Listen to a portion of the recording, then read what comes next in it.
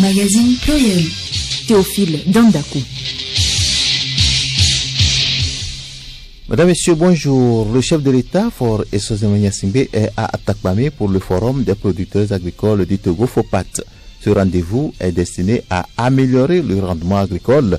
Hier, le président de la République était dans les plateaux ouest. Les femmes et filles scientifiques sont à l'honneur. Aujourd'hui, le monde entier leur consacre cette journée pour promouvoir leur participation à la science. Invité du journal Pluriel, le docteur Alaba Mazameso, il est sociologue ayant travaillé sur le dialogue politique au Togo.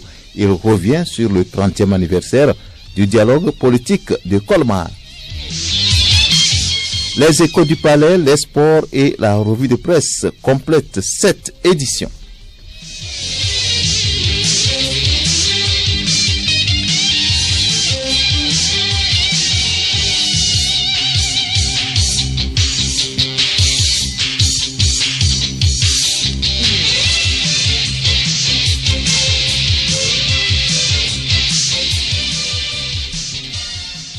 Le chef de l'État, Faure Essoze-Megnassimbe, est à Atakpamé en ce moment. Il préside les travaux du Forum des producteurs agricoles du Togo, FOPAT. Odette Pira nous en dira davantage. Aujourd'hui, 11 février, le monde entier célèbre aussi la journée des filles et femmes scientifiques. Une journée pour promouvoir l'accès et la participation des femmes et filles à la science. Et justement, cette semaine, la Chambre du commerce et d'industrie du Togo a organisé une rencontre avec les jeunes inventeurs. Parmi eux, Bessou Abla, elle est jeune élève du lycée scientifique du lycée technique d'Adidogomé. Elle a dirigé les travaux de fabrication d'un poteau de feu tricolore avec affichage de messages. Son portrait avec Nabara Nafara Nouda.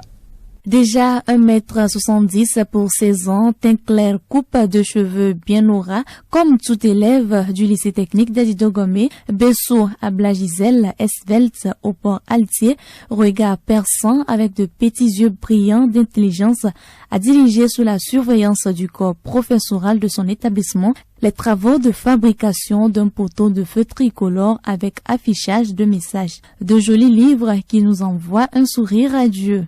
Abla Gisèle nous décrit le chef-d'œuvre. Le feu de colore que nous avons fabriqué, c'est un feu de colore muni d'un afficheur. Bon, quand le feu sera rouge, ça donne les informations comme les codes de la route.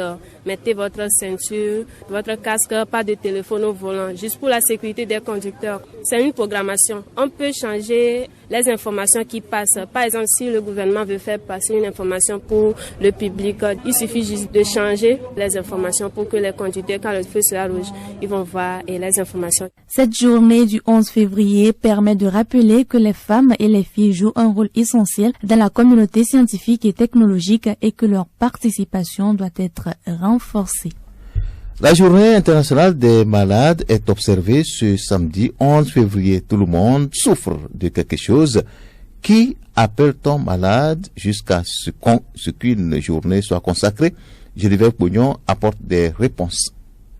Un malade est une personne qui souffre de troubles organiques ou fonctionnels, celui qui est en mauvaise santé. Quand on est malade, on ressent des sensations particulières comme par exemple avoir de la fièvre. On peut dire qu'un malade est une personne dont la santé est altérée. C'est également une personne souffrant d'une maladie, qu'elle soit déterminée ou non. Lorsqu'elle fait l'objet d'une prise en charge médicale, on parle alors de patient. Cependant, le mot malade peut désigner aussi avoir mal au cœur, se rendre malade. Par exemple, être malade d'inquiétude ou de jalousie.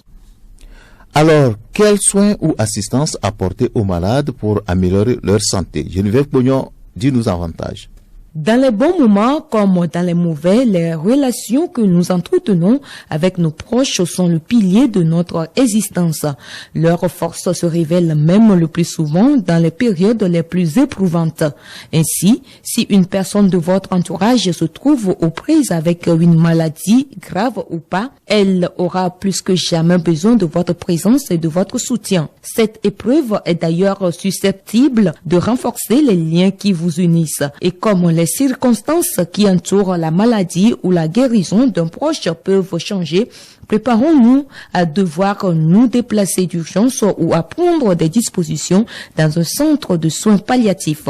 Aidons la personne malade à comprendre son diagnostic, c'est-à-dire l'aider à comprendre ce qu'implique sa maladie. Il est également préférable de l'accompagner aux rendez-vous médicaux pour le soutenir moralement. Aussi, informons de ses besoins médicaux, c'est-à-dire la prise des médicaments à des heures précises. Il est conseillé de rester à ses côtés et garder une attitude positive, de faire appel à un soutien extérieur et lui déléguer certaines tâches. Alors, n'oublions pas de penser aux ressources financières. Tout compte fait, chaque petit geste compte pour le malade. Qu'il s'agisse de rendre propre ses habits par exemple, ou de s'asseoir à ses côtés 1 heure par jour, notre temps et notre amour valent plus que toute autre chose.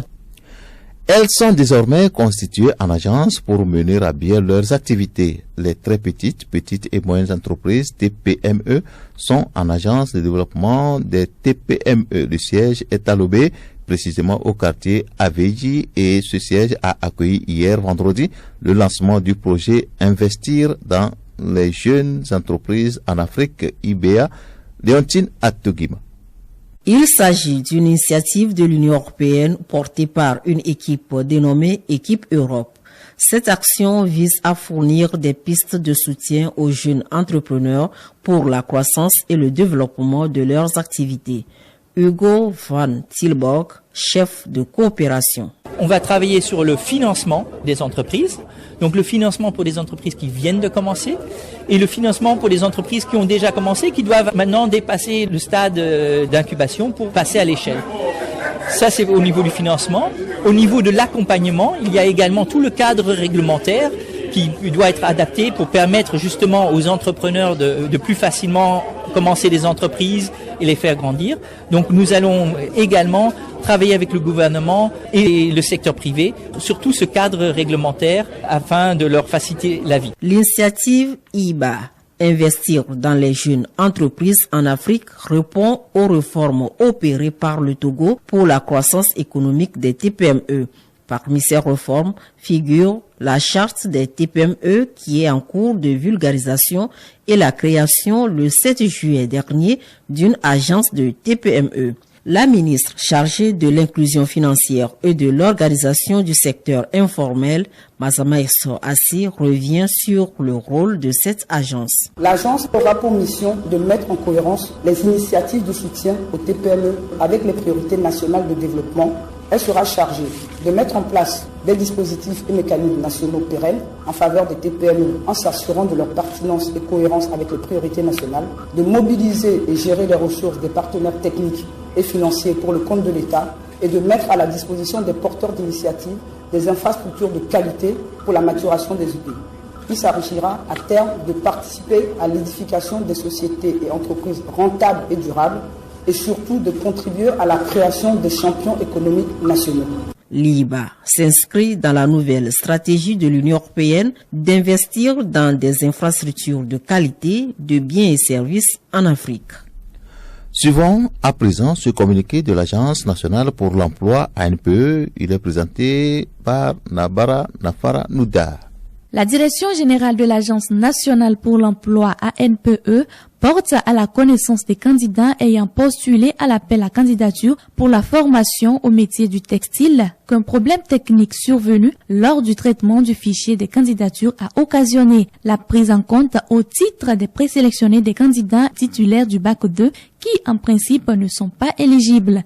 L'exclusion de certains candidats remplissant les conditions d'éligibilité. Après vérification et traitement des résultats publiés au terme du communiqué numéro 001/2023/ANPE/DOPP du 1er février 2023 relatif à la présélection des candidats au test écrit pour la formation au métier du textile, une liste rectificative des candidats présélectionnés au test écrit est disponible sur le site internet www.anpetogo.org. Les candidats présélectionnés au compte de la présente liste sont les seuls autorisés à concourir le 11 février 2023. La direction générale de l'ANPE rappelle aux candidats que toutes les prestations de l'ANPE et de la PIA relatives à cet appel à candidature sont entièrement gratuites. Pour toute information complémentaire, veuillez contacter le numéro vert gratuit de l'ANPE 83 84. Nous le disions en titre, le chef de l'État, Faure Essozé-Gnassingbé, est à Atakpamé. Il préside en ce moment les travaux du Forum des producteurs agricoles du Togo, FOPAT. Odette Pira, envoyé spécial de Radio Lomé. Théophile, le chef de l'État, a foulé le sol du lycée Liata à 10h08 par voie terrestre. Avant de prendre place à la tribune officielle aux côtés des membres du gouvernement, Faure Gnassingbé a d'abord, comme à Tchévier, salué le public, notamment les têtes couronnées, les cadres du milieu, les membres du gouvernement et les producteurs. Après les salutations du préfet de la localité, le chef de l'État a écouté le ministre en charge de l'agriculture. Antoine Lekpa-Gbegbeni a d'abord présenté la gratitude des acteurs agricoles au président. Il a ensuite fait savoir que 3 projets prioritaires et une réforme vont accompagner les producteurs jusqu'en 2025. Le chef de l'État a ensuite suivi la synthèse des travaux des 3 premiers jours et les réalisations dans la région, notamment la mise en place des cages flottantes, les bergeries, les poulaillers, les géniteurs, la mise en place des conseillers agricoles, les AP. Ces interventions ensuite se déplacent aux échanges entre les producteurs et le président. Théophile, il faut le noter, les discours ont été traduits dans les langues locales. D'Atapamé, Odette Pira pour Radio Lomé. Sur les lieux, Odette Pira a rencontré une femme qui élève les moutons et les cochons. Elle a fait son portrait et c'est donc le portrait de Madame Kolani Yegoubon, éleveuse à Kanoukopi. Madame Kolani, de taille moyenne, visage ovale, âgée d'une 50aine d'années, fait ce travail avec fierté. Elle a quitté Lomé pour la ferme de Kanoukopi en vue de valoriser les 10 hectares de son mari, admis à la retraite. Je suis éleveur de moutons avec les porcs. Tête de porc, ça peut aller 15 et les moutons autres 80. On a commencé l'élevage ça fait 3 ans. Et on a profité aussi de Paza. Je faisais l'élevage de chèvres. Quand on m'a financé avec les chèvres, ça n'a pas marché.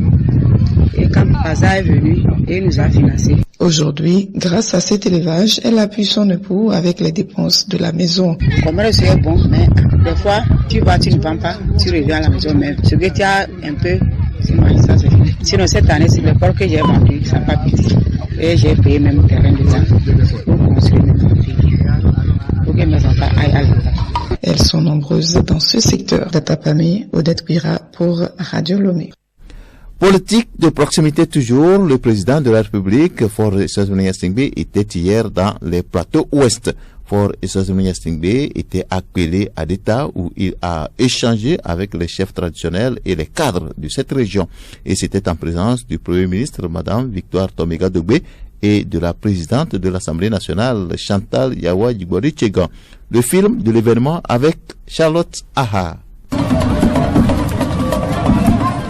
Le terrain du CG Adeta 1 a servi de cadre pour l'accueil et les échanges avec le chef de l'État. C'est la présidente de l'Assemblée nationale, Chantal Yawa Djigori-Tchegan, qui a, au nom des populations des plateaux ouest, s'est adressée au chef de l'État à son arrivée. Toute la population de Pelé, qui est très heureuse et très fière de vous avoir encore une fois sur son sol, votre sol, m'a mise ici pour vous souhaiter une très chaleureuse bienvenue à Pelé. Les plateaux, principalement la région de Plateau Ouest, reste et demeure bénéficiaire de vos grands projets et qui sont au cœur de votre quinquennat 2020-2025. Excellence, Monsieur le Président de la République, je voudrais vous rassurer de l'engagement sans faille et de toute la mobilisation des préfectures qui composent la région de Plateau Ouest. Nous restons mobilisés, déterminés à vous accompagner dans la poursuite de votre politique de croissance accélérée au profit de toutes nos populations. 2 points saillants étaient au centre de ces échanges entre le président de la République et les chefs traditionnels, la relance de la filière café-cacao et la contribution des chefs traditionnels à la recherche des solutions aux problèmes de terrorisme et de l'extrémisme violent. Quelques chefs traditionnels se sont exprimés à la fin de la rencontre. Écoutons d'abord Adjalo Kofi, chef canton d'Amouzoukopé. Les transhumances qui sont parmi nous, les Foulani, ils ont des fusils avec eux. Et nous devons arriver là-bas, c'est la peine. Mais nous sommes contents que le chef d'État est au courant du tout. Et son régime fonctionne bien. Il nous a promis beaucoup. Nous sommes satisfaits. Mais le seul problème que j'ai, la chefferie, c'est difficile. Ensuite, Oluke Ioutroa, chef canton de Témédia, président du conseil préfectoral des chefs d'Amou. L'initiative prise par le président est une bonne chose. On a eu à développer certains points, surtout l'insécurité. Et on est content qu'on fasse recours aux gardiens des us et coutumes que nous sommes pour intervenir dans l'insécurité. Parce que sans la sécurité, aucun développement n'est possible. On a parlé du développement, surtout au niveau de l'agriculture. J'ai senti qu'il a remarqué que la production n'y est plus comme avant. Et c'est ça, dans ces recherches-là, on revient encore sur le forum de l'agriculture. Tout le monde a adhéré à ça. Enfin, Tchonege Kofi, chef communauté de Djanipe Toji, producteur de café cacao. Nous avons rencontré le chef de l'État et il nous a parlé de l'agriculture. Bien sûr, nous sommes très contents d'avoir écouté ce qu'il nous a dit. Mais ce qui nous manque maintenant, l'engrais. Nous voulons la réduction du prix de l'engrais. Et puis, nous sommes sur les montagnes, dans les zones caféières. Donc, nous voulons aussi une rue. Quand nous descendons, nous montons, on est fatigué. Cette visite du chef de l'État rentre dans le cadre du forum agricole qui se tient dans la région des Plateaux depuis mercredi. Écho du Palais, 4 individus accusés d'assassinat ont été condamnés à 3 et 30 ans de réclusion criminelle par la Cour d'appel de Kara. C'était au 2e jour des assises de la première session de la Cour d'assises ouverte lundi dernier. Hélène Assabi. Dans la nuit du 17 au 18 août 2018, aux environs de 21h, le nommé Essa était dans sa boutique quand la victime Adi est arrivée pour un achat. Le boutiquier, étant entre-temps victime de vol, lui demanda s'il était venu faire le transfert de crédit dans sa boutique. Le boutiquier l'acharne de questions qui les ont conduits à une altercation. Essa profite de cette discussion pour crier au voleur et les jeunes se sont ajoutés à lui pour molester grièvement Adi. Après, ils ont décidé de brûler ce dernier qui était agonissant. C'est à cet instant que le conducteur de taxi-moto, le nommé Kodjo, qui avait remorqué le sieur Rémi, est interpellé par le boutiquier pour aller chercher du carburant pour en finir avec la victime. À leur retour, le nommé Rémi asperge le carburant sur la victime, puis Richard a mis le feu et celle-ci a succombé en dépit de l'intervention des forces de l'ordre et de sécurité. Après 15 heures de temps de procès, 3 accusés ont été déclarés coupables des faits d'assassinat sur le nommé Adi et ils ont écopé 30 ans de réclusion criminelle sur la base des articles 167 et 168 du nouveau code pénal. Le dernier a quant à lui été condamné à 3 ans d'emprisonnement ferme et à 3 millions d'amende pour avoir pris connaissance du crime sans le prévenir. Pour l'un des avocats de la défense, maître Anani Gilles Kokou, le verdict est une déception car l'accusation n'a pas pu apporter des preuves matérielles suffisantes pour inculper leur client. Il appelle les juges et les jurés à dépasser leurs émotions en vue de rendre des procès justes et équitables dans le respect de l'art et de l'éthique. Les condamnés ont 8 jours pour se pourvoir en cassation devant la Cour suprême. C'est le temps de l'invité et il s'appelle Dr Alaba Mazameso, il est sociologue politique. Il a fait sa thèse sur le thème Crise politique et mécanismes de résolution, études diagnostiques de dialogue politique dans la mouvance démocratique au Togo, 1990-2015. Il intervient au sujet du 30e anniversaire du dialogue politique de Colmar ouvert le 9 février 1993. Docteur Alaba Manzameso, bonjour. Bonjour, monsieur le journaliste. Dites-nous d'abord, quelles sont les causes des dialogues politiques qui s'enchaînent au Togo? Au Togo, le processus démocratique des années 90 a été mal préparé, si bien qu'il a été très souvent violent et parfois mortel dès son amorce et à travers les étapes de son évolution jusqu'à une certaine époque. Ce qui fait que la vie politique est émaillée de crises, de crispations, de méfiance tangible entre les acteurs politiques. Et l'opposition, le plus souvent, dit que le pouvoir en place a une mauvaise gestion qui est dictatoriale et opaque, se traduisant par le degré de paupérisation des populations et l'enrichissement illicite d'une minorité au pouvoir au détriment du peuple. Et le parti au pouvoir indexe l'opposition de saper ses efforts en vue du développement socio-économique, que l'opposition intoxique la population, l'opposition saccage les infrastructures réalisées par le pouvoir lors des troubles, des manques de protestation et autres manifestations conventionnelles ou non. Pour l'opposition, la manière de contester, c'est des marches, qu'elles soient autorisées ou non, conventionnelles ou non, avec tous les dérapages que l'on peut remarquer lors de ces marches.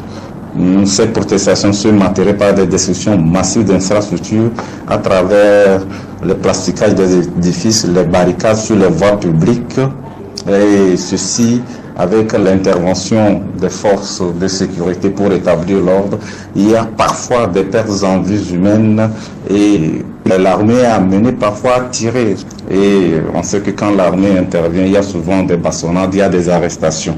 Plus souvent, l'intensité des manifestations actionne la diplomatie agissante qui se met en branle pour des pourparlers en vue d'un accord. Parlez-nous du dialogue politique de Colmar, le déroulement des travaux et les résultats obtenus. La rencontre de Colmar, les médiateurs européens ont imposé la date, le lieu, et au départ c'était dit c'est 3 personnes pour chaque bord politique. Ils avaient aussi imposé l'ordre du jour et le calendrier, ce qui embarrassait vraiment le parti au pouvoir, le RPT.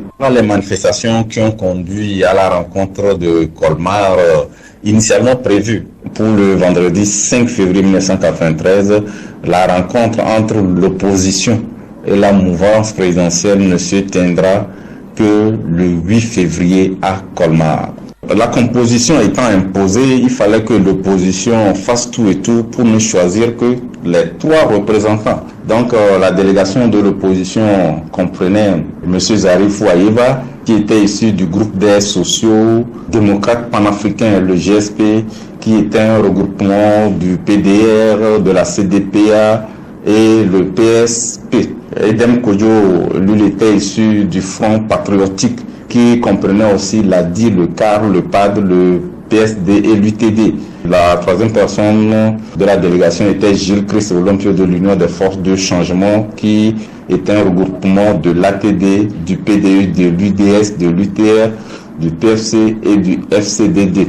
Quant à la délégation du pouvoir, elle comprenait Nachaba Fambari Ouattara, Daoukou Péré, Kofi Panou et le professeur Akuma Kogoyi. Et il faut reconnaître que cette rencontre était vraiment une rencontre particulière, puisque à l'ouverture de la séance, c'est sur une demi-page qu'on a présenté un texte en 4 points sous forme d'ordre du jour aux 2 délégations. Et il y avait le cantonnement des forces armées togolaises, le contrôle du cantonnement par les observateurs militaires étrangers avant, pendant et après les prochaines consultations populaires au Togo, et l'arrêt de la grève illimitée qui battait son plein à l'époque. À cette présentation de l'ordre du jour, la délégation du pouvoir a demandé une suspension et la rencontre n'a repris que vers 2 heures du matin. Et la délégation du RPT a catégoriquement réfuté les points 1 et 2 qu'elle considère comme une atteinte à la souveraineté du pays, puisque le 1 parlait du cantonnement des forces armées togolaises et le 2 parlait du contrôle du cantonnement par des observateurs militaires étrangers. Et le chef de la délégation du parti au pouvoir, Fambaré Ouattara Nachaba a déclaré: le Togo est un pays souverain et nul ne peut envoyer des observateurs, ni pour lui organiser sa transition, ni pour superviser le cantonnement de son armée. Et il faut aller aux élections maintenant pour sauver le pays du chaos. Et c'est après ces propos que la délégation du RPT claqua la porte des négociations. Ils ont repris le vol immédiatement sur Lomé. Vous voyez comment la rencontre de Colmar n'a duré que quelques heures, puisque la médiation de coulisses n'avait pas vraiment eu le consensus des deux parties, puisque lors des négociations, parfois c'est les deux bords qui choisissent. Vous savez que les médiateurs lors de la rencontre ou du dialogue, parce que chacun ne voudrait pas avoir un interlocuteur qui agisse en sa défaveur ou qui lui impose certains trucs qu'il ne pourrait même pas tenir. C'est comme ça que la rencontre de Colmar s'est terminée en queue de poisson. Les deux médiateurs européens ne peuvent que constater l'échec, comme l'opinion nationale et internationale. C'est juste après ça que la France a pris la décision de suspendre sa coopération militaire et économique avec le Togo, tout en mettant en place une aide humanitaire de 5 millions de francs français. C'est à partir de cette rencontre de 8 février, dès le lendemain, très tôt le matin du 9 février, que les sanctions contre Lomé ont été prises à travers la suspension de la coopération, d'abord avec la France et ensuite avec l'Union européenne. Tous les dialogues à travers les accords qu'ils ont accouchés règlent le plus souvent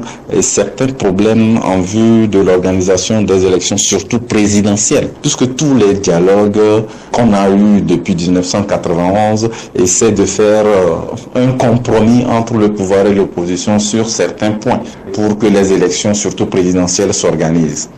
Et juste après l'élection, par faute d'application des accords conclus, on retombe toujours dans le cycle infernal de tensions, crises, dialogues, etc. Après plus de 20 dialogues entre la classe politique togolaise, conseillez-vous toujours ces assises? Je dirais que c'est de bonne guerre. La vie même est dialogue et discussion. Quand vous prenez les couples ou les foyers, partout, dès qu'il y a un petit souci, il faut discuter. Mais il ne faut pas discuter pour discuter, chaque temps discuter. Dès qu'on discute et qu'on prend des résolutions, il faut vraiment appliquer ces résolutions pour enclencher le mécanisme de non-répétition. Merci, Dr Alaba Manzameso.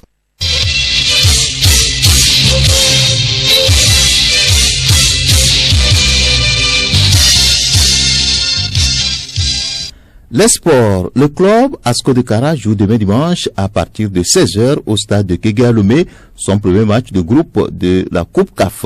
Son adversaire a pour nom Future SC d'Égypte. À quelques heures de ce rendez-vous, le vice-président des Jaunes Noirs de la COSA, Ket Cléou, s'est confié à Radio Lomé. Les préparatifs au niveau du club vont bon train et les joueurs sont confiants. Les joueurs sont concentrés sur le match de dimanche contre Futur SC et les derniers matchs de l'équipe montrent que les joueurs sont dans une bonne dynamique avec des victoires qui sont enchaînées, ce qui permet à toute l'équipe d'être en confiance avant d'entamer ce match fatidique, le premier match surtout, parce que le premier match est déterminant. Une victoire ou bien un bon match lors de la première journée permettra à l'équipe d'entrer dans cette compétition avec plus de confiance. Et le staff technique ne ménage aucun effort pour maintenir l'équipe assez concentrée sur l'objectif qui est de faire un bon match, un bon résultat le dimanche à Lomé. Et ce sera aussi une occasion de donner du plaisir au public sportif togolais qui en a tant besoin. Donc les préparatifs se poursuivent selon le planning déroulé par le staff technique et le bureau exécutif aussi est derrière l'équipe pour la permettre de pouvoir être dans de bonnes conditions et donner le meilleur d'elle-même. C'était donc Ket Cléou, vice-président du club ASCO de Kara. Revue de presse pour terminer cette édition, le séisme qui a secoué la Syrie et la Turquie avec un bilan de plus de 20 000 morts et puis le rapport d'audit de la Cour des comptes sur la gestion des fonds de Covid. Voilà les grands sujets à la une des parutions cette semaine. Léontine Atogima. La Cour des comptes relève 33 irrégularités, annonce l'économiste. Le messager renchérit en indiquant un flou autour de la gestion des fonds alloués à la lutte contre la Covid-19. Des pratiques peu orthodoxes, note Gazelle-Info, qui cite entre autres le non-respect de la procédure normale d'exécution des dépenses, la non-production des pièces justificatives des dépenses, le caractère libératoire du règlement des dépenses et des opérations financières effectuées dans le non-respect des modes de paiement requis, de même que des rémunérations sans aucune base juridique. Des chiffres, des achats qui font froid au dos, souligne la lanterne. L'hebdomadaire se réfère à certaines dépenses comme l'achat du haricot et d'huile végétale pour un montant de plus de 17 milliards de francs CFA et l'achat de vivres à plus de 19 milliards de francs CFA sans quitus fiscal ni de la carte d'opérateur économique. La Cour des comptes a fait sa part, mentionne le dialogue. Que la justice s'autosaisisse, estime Flambeau des démocrates. Selon la parution, ces cas de manquement, de prévarication et de dérive ne sauraient être sans suite judiciaire. Serait-il encore nécessaire que la justice s'autosaisisse si la Cour des comptes stipule que les ressources mobilisées à travers le Fonds de riposte et de solidarité Covid-19 pour faire face aux dépenses ont été utilisées conformément aux clauses des accords de dons et de prêts d'une part et dans le respect des textes en vigueur et de ceux pris dans le contexte d'urgence sanitaire d'autre part. Et maintenant, s'interroge la Nouvelle Tribune. Maintenant, le gouvernement s'engage à mettre en œuvre rapidement les réformes nécessaires, relève Togo Réveil. Le nouveau reporter abonde dans le même sens en relevant que l'exécutif se réjouit de ce rapport d'audit de la Cour puisqu'elle considère que les dépenses relatives aux mesures barrières sont conformes, régulières et sincères. Le gouvernement persiste et signe que les fonds n'ont pas été utilisés de manière illégale, voire détournée, rapporte le site d'information. Pour finir, séisme en Turquie et en Syrie, Faure Gnassingbé appelle à une mobilisation internationale, titre l'éveil de la nation. Le peuple togolais partage la douleur de ses frères turcs et syriens, souligne Togo Réveil.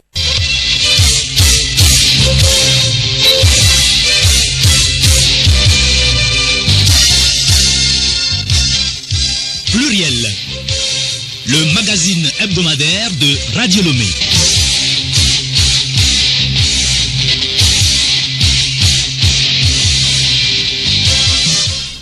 C'est la fin de ce pluriel. Le rappel des titres qui l'ont constitué. Le chef de l'État, Faure Essozome Gnassingbé, est à Takpamé pour le forum des producteurs agricoles du Togo au FOPAT.